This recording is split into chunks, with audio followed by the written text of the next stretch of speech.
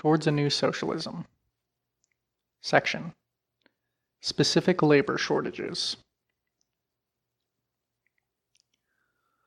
Under capitalist conditions, aside from the general tendency for higher pay for greater education, there may arise from time to time shortages of specific types of labor power, not necessarily the most highly educated, causing a temporary rise in the market price of such labor.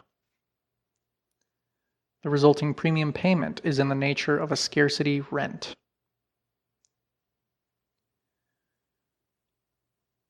We use the term rent by analogy with rents that are charged for land.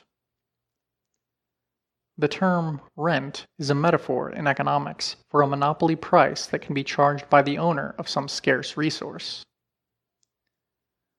The essence of rent was captured in Mark Twain's advice: invest in land, they have stopped making it. Because land is in short supply, and because it is privately owned, the owners can extract payment from people who need it to farm or to live on. If some particular skill or specialism is in short supply relative to demand, then people with that skill are rather like landowners. The economy cannot function without their skill, so they can demand extra payments for doing their work.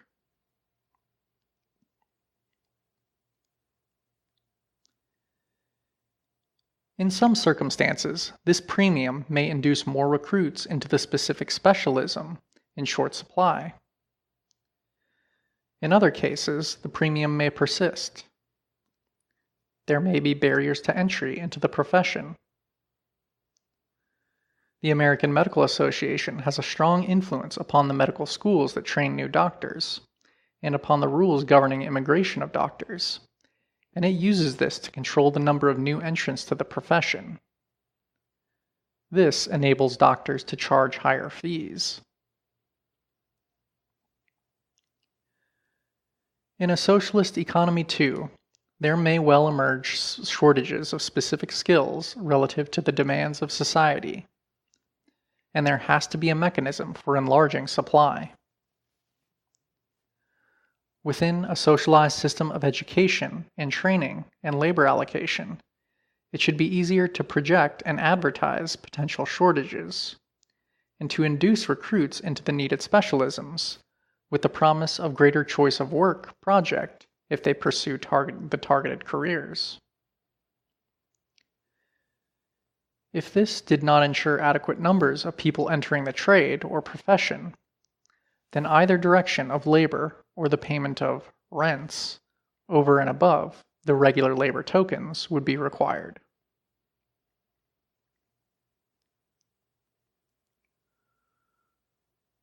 Direction of labor sounds draconian, and the use of forced labor on Soviet construction projects in the 30s and 40s lived up to this image, although the widespread use of forced labor went hand in hand with increased differentials and incentive payments to persuade people to move voluntarily into new industrial specialisms.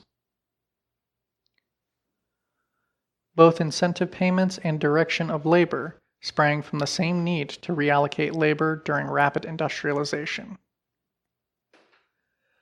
Both were unpopular, and the Khrushchev government essentially got rid of labor direction and greatly reduced the levels of wage differentials. The reductions in differentials continued under Brezhnev. See Lane, 1985. It is likely that telling individuals that they must do this particular job, or paying them large differentials, will always be resented in a socialist country. The citizens of a socialist country tend to have strong egalitarian feelings. This is attested to by the popular resentment that is reportedly expressed against the higher incomes earned by members of the new cooperatives in Russia.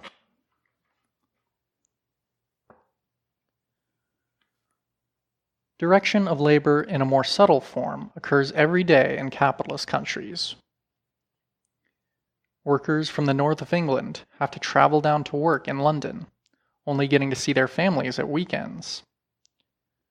Unemployment benefit offices are instructed to remove benefits from people who turn down an offer of work.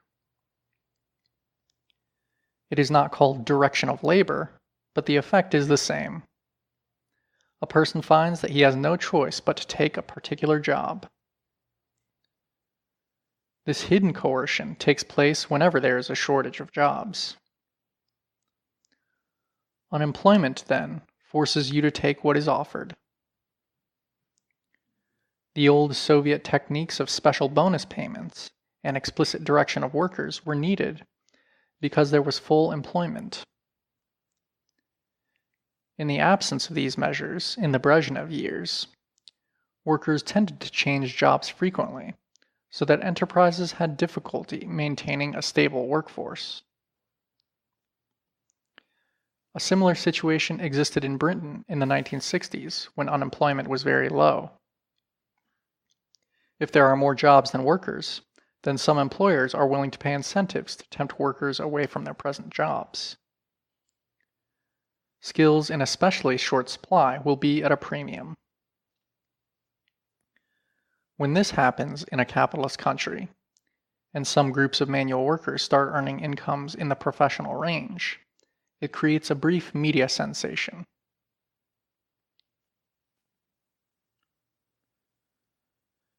The economic plan in a socialist economy should be designed to use up the available labor resources, without either excess demand or excess supply.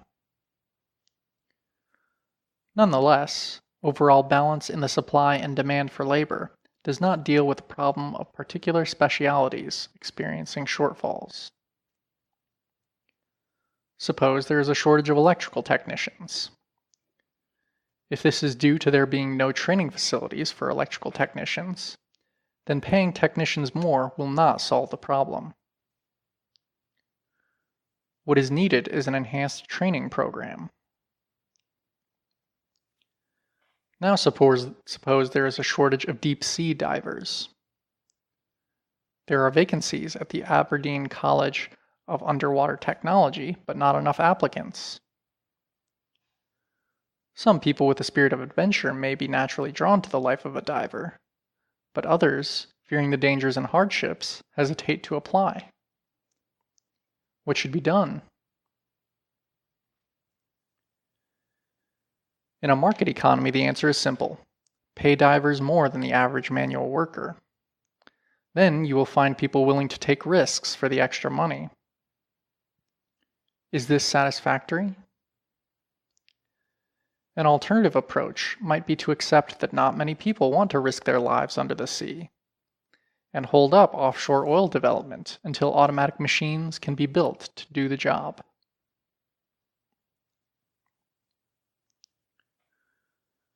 Divers are an extreme case.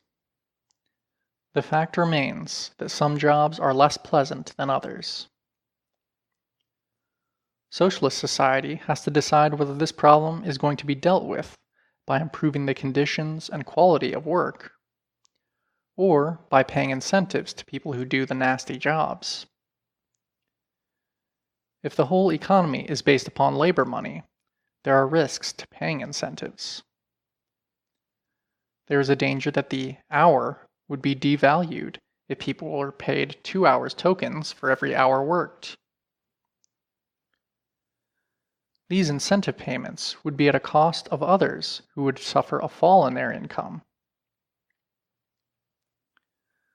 To prevent inflation and give the public some control over differentials, these would have to be financed out of general taxation.